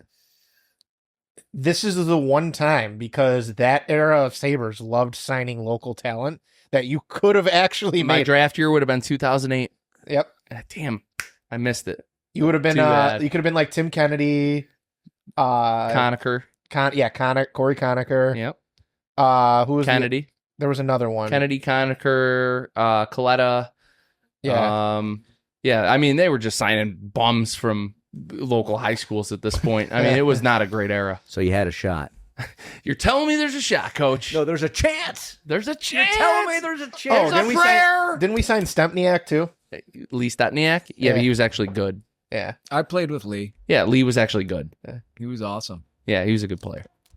By the way, Jerry, real quick, this Down to Her podcast is brought to you in part by our friends at Crown Heads. Carve your own path. I love this, man. We should be doing this every episode. We gotta just clip that. Well, and we we'll play are it. we are well into our hour and a half here live at the Man Cave in Buffalo, New York. Oh yeah, we got some segments to get to. We do. I think we should roll into Patrol Gone Wild, brought to you guys by Dunbarton Tobacco and Trust, makers of fine cigars such as Mi Querida, Sin Compromiso, Red Meat Lovers, Umagog, The Unicorns, and many, many more. So without further ado, guys, let's roll into Patrol Gone Wild. Patrol gone wild. We're doing it big. All right, this first story, Gio actually sent me this one. So we have a bust out of Colorado about an auction of, storage lockers. Colorado authorities find $1.7 million of counterfeit fentanyl pills auctioned off at a storage unit in a shocking discovery. So this is outside of Denver. So they found counterfeit fentanyl pills in a storage unit. It's one of the largest drug busts in Colorado state history. It's at the Douglas County Sheriff's Office. It happened on November 11th in the Denver suburb of Highlands Ranch. The winning bidder opened up the unit and found multiple items that appeared to be illegal narcotics and immediately notified deputies. It played out like an episode on a TV show where the winning bidder legally bought a storage unit, and unbeknownst to them, the unit contained 1.7 million counterfeit fentanyl pills and another 12 kilograms of fentanyl powder, says the DEA and the Rocky Mountain Field Division special agent in charge. I'm going to tell you right now, there was definitely money in there, and he's like, we're going to keep this money, but you guys can have the drugs. This would be like, you feel like a winner, but you also lost really bad. First off, that cop is fucking posing with that. Like, this is the easiest ever. Now he just got to figure out who was renting this. Yeah. I mean, the guy who won it, I'm sure he took the money and whatever else is inside, but, take the drugs. I don't want them. They brought it to, like... Storage wars. Oh, dude, that'd be awesome. Can you imagine storage wars? Cartel war. Yep. And he opens it up. It's just like a bunch of fucking crack cocaine. We're not going to air this episode. You need to call the police. We're all going to get murdered now. Jail. Straight to jail. It makes you wonder how much drugs are in those storage units. There probably tons, millions. I've seen Breaking Bad. That's where they kept the money. Yeah, go ahead, check your storage units, They're a guys. very weird business, storage units. Sometimes you see them in like, how do they make money? Who needs to store that much shit? Well, you know that storage units are, in many cases, for real estate developers, a long-term play. So if they ultimately want to develop something else on that site, they will, in the short term, put a storage facility on it, 5, 10, 15 years, whatever it might be, as really a placeholder for what they ultimately do want to do with that site, because storage units are relatively inexpensive to construct. They do bring in some cash flow. They give them a write down. So that's why you see so many storage facilities. A lot of times they're a placeholder for a future development. Like the land. Man, I've never really thought about that. That makes sense. Yeah. They're always in like the best spots too. They are. They always are in prime real estate, man. You're not wrong about that, Max. And now you know. So that's why a lot of times you will see them and you're like, God, how did they end up on? Yeah, somebody bought it. They wanted the land, and they're there's a storage unit on the east side near the U-Haul. Yeah, I want to see what's in that one. Yeah, that's not the one. There's probably bodies in there too. Yeah, that's not the Bodies. That's a real long-term play. There were homicides here. Yeah, It's a great place though. That's a really long-term. Cops play. is filmed live on location with the men and women of law enforcement. By the way, that's on Fox Nation. I know all of our friends on the conservative side watch Fox Nation, but I've been really enjoying the new Cops. Good stuff, especially in South Beach. I can't watch it, man.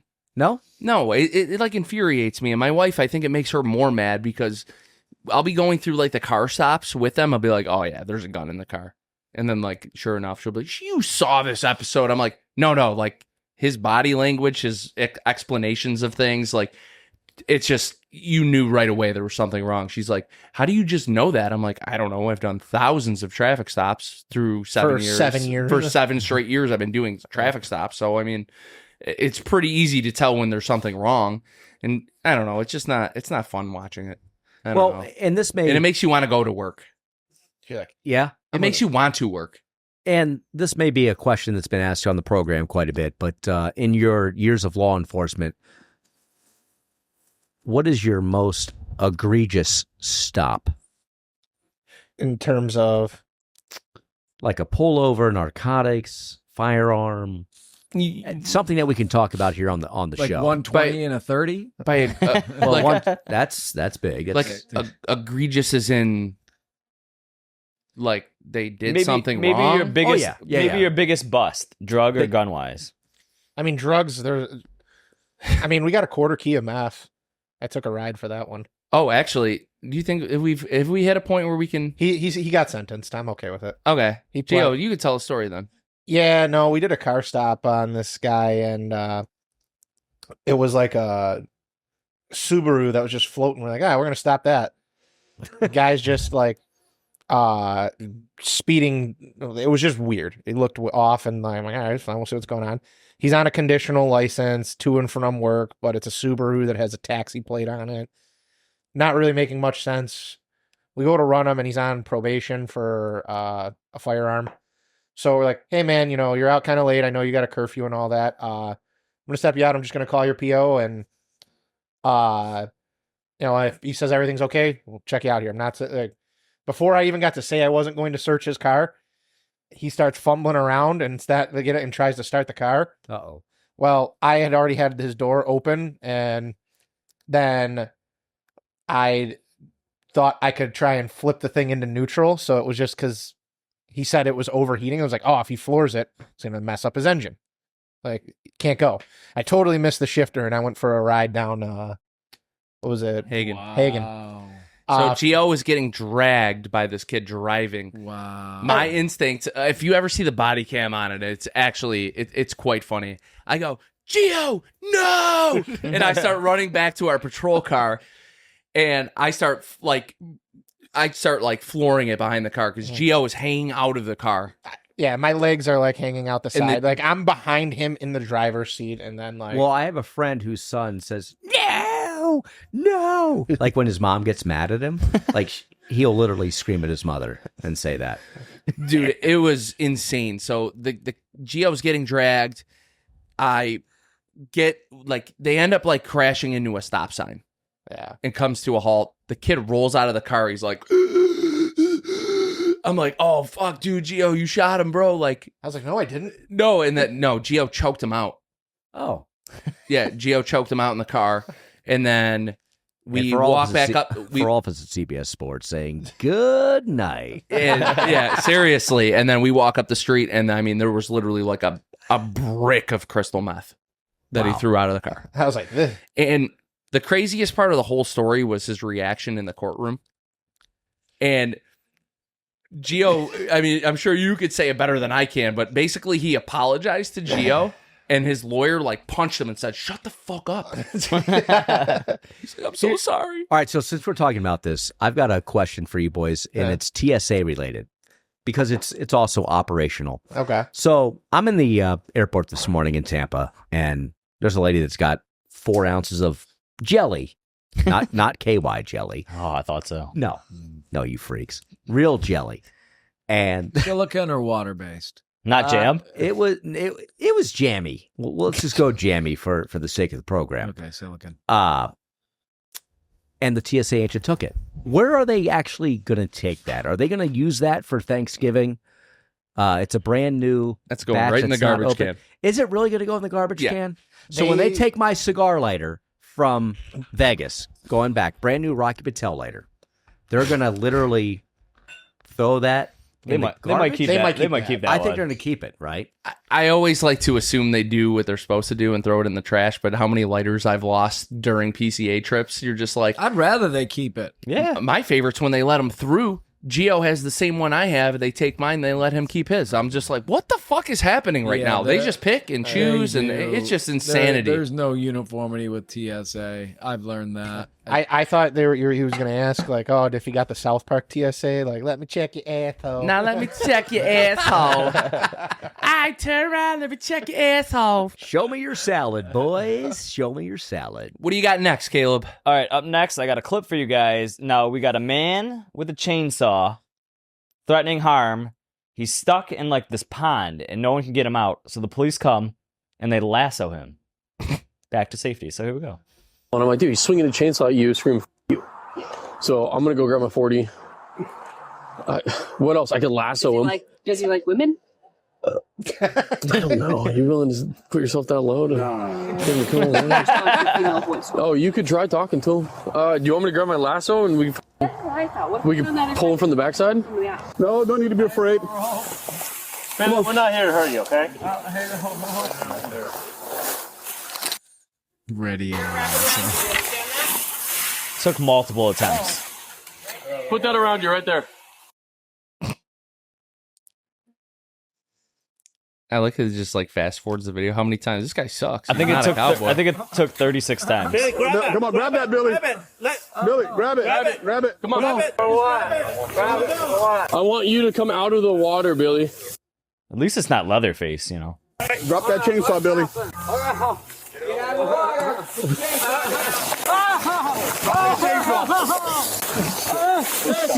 Hey, Billy, drop that. Get up, Billy. Drop that damn chainsaw. Okay. Help. Stand up. Give me that hand. I'm sorry, dude. You're fine. Use the legs. Let's go. Up we go. Up. All right. Okay, easy. Hey, sorry that took 35 lasso tosses. Hey, it didn't take 36. Right? This is what departments with funding look like? Wait, hold on. This department has lassos in the back of the car? That's amazing. Yeah, that's awesome. I wish you guys had Is one. this Florida? No, that's like Midwest. Texas or It's something. yeah, it said Midwest, but I was thinking Florida at first, but Like gotta be. Central State, Florida. Yeah, it could be. Not far from me. Yeah. But not in Tampa for sure. But that shit they'd was kill that crazy. They would kill that guy. St. Pete, they're just killing guy. him. They might knock him off. He's Maybe got a a little chainsaw. little taser. Taser action. Tase him in the water? Does that work? Does that work, boys? Or It's no? against policy. Oh, it's against policy. If you tase them, Because they might drown. they might drown. Because they can't control themselves. But why is he in the water to begin with? Is my question. I don't know. Why is he wielding a chainsaw? I mean, there's a lot of questions to ask here. Why is he in the water is probably the least of them. That actually makes the most sense out of all of it. I'm just trying to think like a prosecutor if you're going to actually like give somebody. We used to do this a once day. in a while. Yeah. We would talk like, all right, if you were his defense attorney, how would you get him out of the situation? It's kind of fun. Yeah, I said something stupid, I think, once. I was like, well, I'd say, it was my religion. You're infringing. I don't remember what it was, but that was the way it could go too. You're like, ooh, that's good. Oh, it's like the COVID vaccine. It's against my religion, and then you still get rejected. Yeah. There you go, man. Caleb, what else you got for us, my dude? This last story, I think it's my favorite. We are going to New Jersey, where we have Marty McHigh has been busted with 87 bags of coke in an actual DeLorean as well. His name is not actually Marty McHigh. It is Luke Randall. He's 33 from New Jersey. So he crashed into a parked car on midday on Monday, November the 10th in New Milford while driving a 1981 DeLorean. Upon the crash, police authorities came, they searched the vehicle, and they found 87 baggies of suspected cocaine inside and bottles of empty vodka as well. Randall was charged with the DUI, reckless driving, and careless driving. This wasn't his first run-in with the law. He's been arrested on November 3rd, so a week before, for allegedly driving under the influence and throwing objects from a vehicle in the same area. The future is not looking too bright for Marty McHigh right now. I mean, he looks like he sells coke. Let's take a look. Oh, yeah, he's definitely selling Let's coke. take a look. He kind of does look like McFly, though, from Back to the Future. Yeah, but in the DeLorean, does he get a pass? See, the thing, though, is that DeLorean is probably worth more than the coke. Yeah. He should have just got up to 88 miles per hour, dude. Yeah, 1.21 gigawatts. Well, all he needed Doc was Brown, man. All he needed was one more bag of coke. Then you have 88 bags of coke, and then you could get into the time-space continuum. So it was one bag of coke trying off. to go back to the future and get the kids that actually did drugs. Like, that's what he's trying. Yeah, back in the 80s when coke was really alive. Yeah. Dude, if you get caught with drugs in the DeLorean, I think that the best approach would probably be...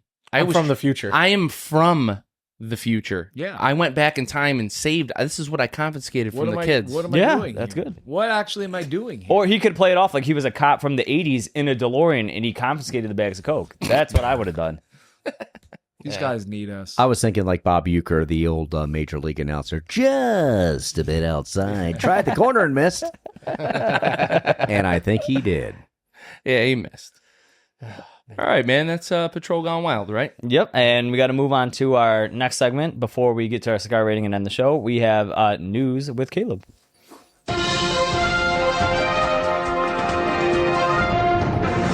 All right. No papers to shuffle? No papers to shuffle. Unfortunately. This is News with Caleb right here on the Down to Herf podcast. There it is. There's the new intro. Up first, we have Crown Heads is adding a new Vitola to the Tennessee Waltz. So it's from John Huber at Crown Head, sponsor the show. You guys know that. So they are doing new size, new look, and new plans for the Tennessee Waltz. So first introduced in 2014, it was a 5.5 by 52 Robusto. Originally only sold to retailers in Tennessee, but now they're adding 2 new Vitolas and new packaging. You can see the new packaging there. You can see it online. It's been all over Instagram. You are going to have the Waltz OG, which is going to be that 5.5 by 52. Then you're going to have the Waltz CG, which is a 5 5/8 by 46, retailing for $10.95 a stick. And then you're going to have the Toro, which is a 6 by 54, going for $12.95 a stick. The blend is remaining the same, so you're going to have a Connecticut broadleaf wrapper over a Nicaraguan binder and Nicaraguan fillers. Continue to be made by My Father Cigars SA in Esteli, Nicaragua. So it's an homage to John's grandfather, and it's been released since 2014 out of the home state of Tennessee. And there's just been a high demand from retailers to get more Tennessee Waltz, so that's why they want to make this, not just the statewide. They're going to do it nationwide, so they're going to go for that. The new line has, it's already been shipped, but they're just putting the packages out there, so it should be arriving nationwide all throughout. It should be out already. So if you guys have only had the Tennessee Waltz, maybe got it secondhand somehow, you got it sent to you, you bought it offline, you can now get it anywhere else. It's been rebranded and it looks fantastic. I will say I have a box of these that have been sitting inside my humidor inside the house for, I don't know, 3 years. 3 years at least. This would be a good opportunity to probably bust one of those out and, pay a little homage to our sponsor, Crown Heads. John, keep doing what you're doing over there, Crown Heads, man. We appreciate you and we love Rebrand is looking awesome so far. Yeah, dude. What he's doing over there looks fantastic. So I just like that everything is just like uniformity. Uniform. You can put it all in a line. It looks great. And I think what they're doing is awesome. All right, up next, we're going to Black Label. Their Deliverance Nocturne is returning for 2025. So it was first released in 2020, but Black Label Trading Company is now releasing the Deliverance Nocturne blend. It's coming out next week. They're going to ship the line in 4 different Vitolas, 2 Perfectos, and 2 Parejos. Blend-wise, it is going to be the same as the 2020 release, so Pennsylvania Broadleaf over Nicaraguan Habano binder and fillers from Nicaragua and Pennsylvania. There's going to be a Robusto, a Toro, a Perfecto, and a short snub nose Salomon, as they say. Solomon, but I like to say it like that. Salomon. Yes, and price range is going to be from $12 to $13.50 on all those. So it was a fan favorite from 2020, and James Brown said that they're going to bring it back, but this time they wanted to change up the Vitolas that they never released in the past, that they experimented with, so that's why they're coming out with. Traditionally, it came in a trio of Figurado sizes, but then they're doing the Parejo, Robusto, and then Toro, and the Salomon is going to come out lastly. So they're going to do the first 3, like the original, release them, and then the Salomon is going to come out last. Well, James, Derek, Angela, they're all killing it over at Blackworks. They're friends of the show, good people. Yeah. Make sure you're out there supporting those guys. And, this is something I definitely look forward to smoking. Gio, anything to touch on? If you like stronger cigars, Oveja Negra's got them. They like that punchy in the mouth tobacco. So do I. So make sure you're getting out there, checking that out. And last but not least, heading to the whiskey side of things, we have Boss Hog 12. It is called Feather and Flame. So this is going to be, guys, Boss Hog, when they come out with their releases, this is WhistlePig. They always do crazy experimental stuff. Now, this one is going to have some Mexican twist to it in the 12th chapter of it. It's obviously WhistlePig's out of Vermont. You guys know that. They do nice rye finishes on all their barrels. But this one... Some anejo. No anejo. It's different. It's a Pelque Carrero de Caca Mexican chilies. So what's caca? Shit peppers? Shit? Just let him read the promo. Yeah, seriously. De cocoa. So it's probably like chocolatey. So, yeah. So obviously, Caca. I'm not gonna lie, like the Boss Hog stuff. It's just so expensive for no reason. Like they put saffron in one release, and it made the bottle like $700 because saffron's. Well, Max, he likes the finer things in life. Max, do you think this is a legitimate promo or? Are these guys sponsors of the show? No. Oh. Say whatever you want. The WhistlePig lost me so long ago when I used to like their regular standard whistle. Yeah. When they started Thank going you. Boss Hog, $249, like they just lost me. What's the price now? Let me get to this. This has got to be $300. Yeah. At least. Yeah. Are they sending a product for you all to taste? No. No, just we just like to reporting on the cover story. it. Oh, okay. Yeah, they lost me. Their price points are just outrageous to me.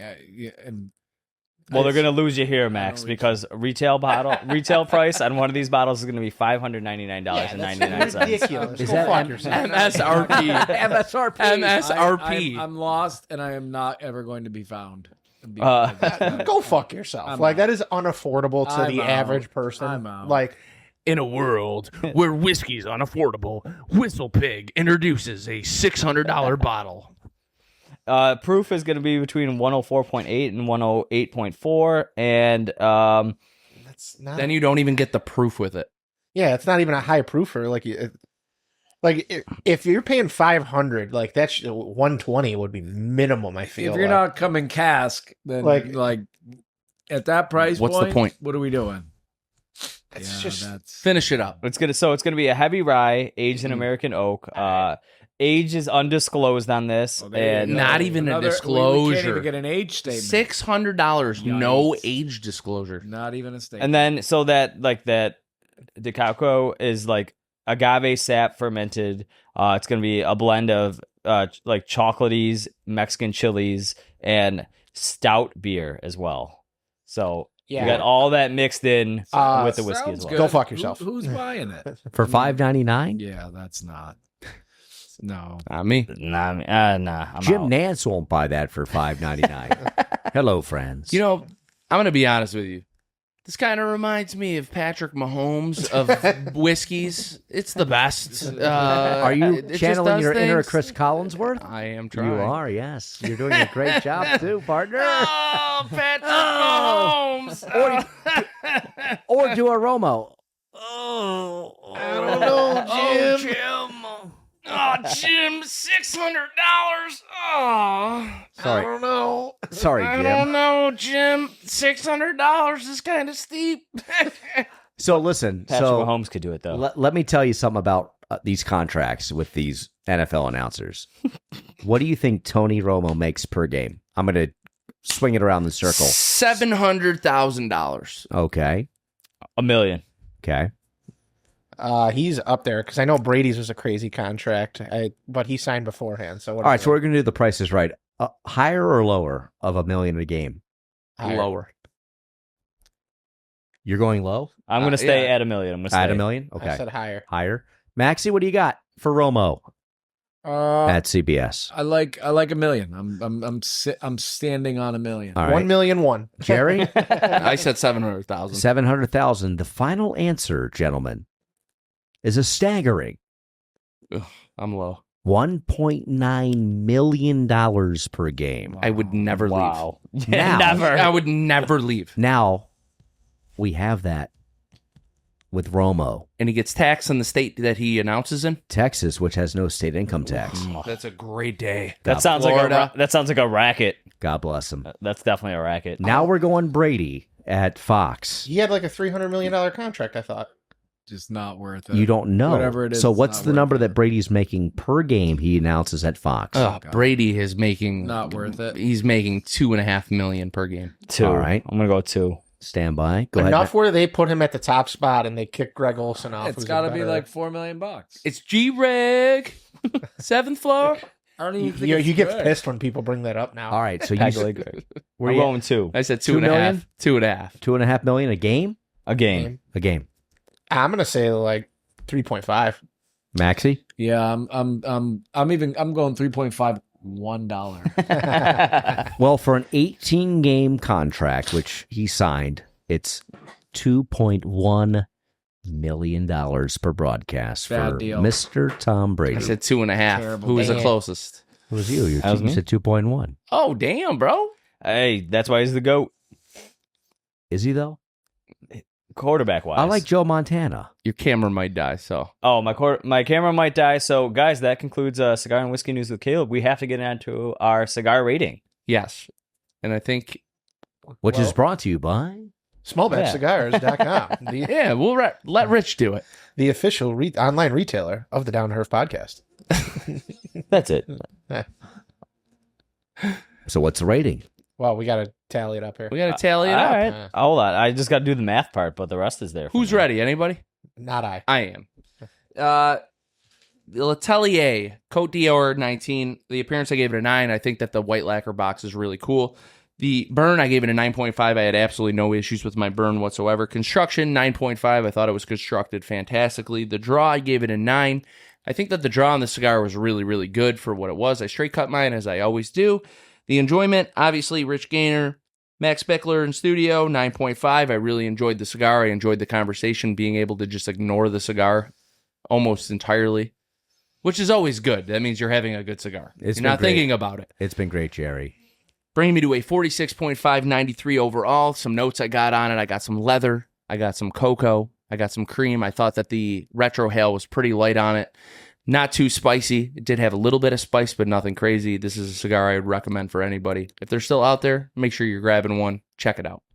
All right, I'm good to go. Appearance, giving it a 9. I do like the little band at the foot. It's got the white and gold, so the colors are attractive. Giving it a 9 there. Burn, even burn throughout the whole cigar. I'm giving it a 9. Construction, 9. Good stack of dimes. Nothing wrong there. So we got 3 9s across the board. Draw, I didn't go straight cut. I went with the V cut. I'm also giving that a 9. No problem with the smoke output there. And enjoyment. We got Rich Gaynor in studio. We got Max in studio. The boys kicking it. We're chilling. I agree with Jerry said. You kind of can just have a good time with the boys and smoke this and have a good time laughing and telling good stories and just having a good conversation. So you add that all up. It's a 91 overall for me. My additional notes, I agree with Jerry. There wasn't, like, the leather wasn't too spicy. It did kind of kick up a little bit in the last third, the spiciness. I did get some hay taste, some leather, and a little bit of creaminess too, not too much. But I will say, the smell that the cigar gave off, like the aroma in the room, I'm getting this marshmallow graham cracker smell. And I got that, from the time I lit it till the end. So... unique smell, very good smelling in this room. Look at Caleb with that refined palate. This guy's getting good, man. Yeah. Before you know He's it. going to be on half wheel before we know it. Yeah, right. I'm going to be full wheel. That's going to be my, that's going to, because I'm not half of a wheel. You can't go anywhere with half a wheel. You're quarter wheel, bro. Quarter wheel. Yeah, maybe. Quarter wheel Caleb. Just the rim. Just the rim job, Caleb. Whoa. Just the rim? Oh, no, I don't know where that came from. Oh, Jesus. That made everything better right there. Here's Gio's review, brought to you in part by our friends at Crown Heads. No, this one's small batch. Crown Heads doesn't take care of this one. Oh, sorry. I thought they were always a sponsor. I apologize. They're the title sponsor. Walk it back. Yeah. But, all right. So, the Cote d'Or appearance, I'm giving it a 9. I'm right there with you, Jerry. The box, just the band, it was a nice setup there. Burn, this is definitely a 9 on the burn for me. Really good cigar. And what I really was impressed is the construction. We were talking about this a ton, especially like when Max is discussing the draw and like all that. Like, you could just tell it's a well-made cigar, and we know that just the quality control usually from Tat and My Father Factory and all that stuff is just really fantastic. Draw, I gave it a 9.5. I actually did a departure today. I straight cut mine. I didn't do the V cut. Preferred that, honestly, with this. I think it really lended itself well because this is like almost like a box press. And then enjoyment, I gave it a 9.5. What did I miss? Oh, I thought you were saying something here. Interrupting me. Jeez. I'm literally rubbing out my elbow right now. I was like, what'd I do? Dude's rubbing his weenus mid-show. I'm rubbing my weenus right now. Okay. Rub it out. That's what they're instructing me to do. First time ever. Doctor's orders. Rub your weenus. Producer saying 30 seconds till off air. 30.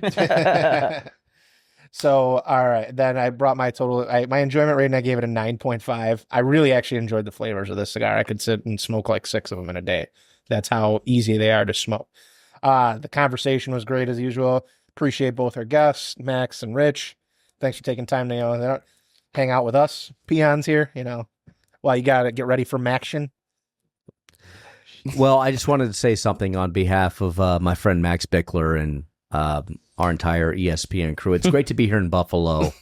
I love it here. Western New York is a great place. Max has been a great host. You three gentlemen have been terrific. I really appreciate you all taking time out to hang out with me. And I'm really enjoying this cold weather here in Western New York. Said no one ever. What? Yeah, literally said no one ever. It's quite nice to wear a sweater in November, because yesterday I was walking around my community in Tampa and shorts and a t-shirt. So Fuck off. I'd rather. My man, I literally took my hoodie off mid-episode. Yeah. Well, it's getting a little steamy in here because it's the Down to Herf podcast. We got five hot guys in the studio. Well, he wanted to show off rubbing his weenus. So what was your final score real quick? So that brought me to a 46.593 overall. This is probably... How do we do, Caleb? Total, overall. Tally it up. Let me get it. This is an important number. 91, 93, 93, 92 overall. 92.33, 92 overall. Look at that. Math man over here. Pretty easy math here. Just got to find that mean. Jerry, can I send us off the air, please? What's that? Can I send us off the air? Or You can. I just got to ask Caleb if he has any closing notes, and then we're good. The only closing note I have is, Rich, do you shave your legs? Because I noticed, your legs are, very hairless. You can show the camera if you want. Unfortunately, gentlemen, I do not shave my legs. My father is the same way, but they're ultra smooth. All the ladies call me. I was going to say, you're a lucky man, because, I got some hairy legs, and, Caleb, you got socks that go up to your fucking knees. What are those? Those are normal socks New York for me Knickerbockers. I was waiting for that reveal to end. It took forever. Yeah, he was like, check out my legs. And he had to roll down the sock from his mid quad. Yeah. Jerry, if I may, a final stocking. Take us away, Rich. No, just a final thought from Max Bichler. Max, as he's got a cigar in his mouth. Max, thanks so much for joining us here tonight. It's a pleasure as always. Take us away, Rich. A man, a few words. Now for Jerry, Gio, and Caleb, Rich Gaynor saying good night from Buffalo. Coming up next on ESPN, it's Sports Center with Scott Van Pelt. We'll throw it back to Bristol. Thank you so much for joining us here on the Herf broadcast.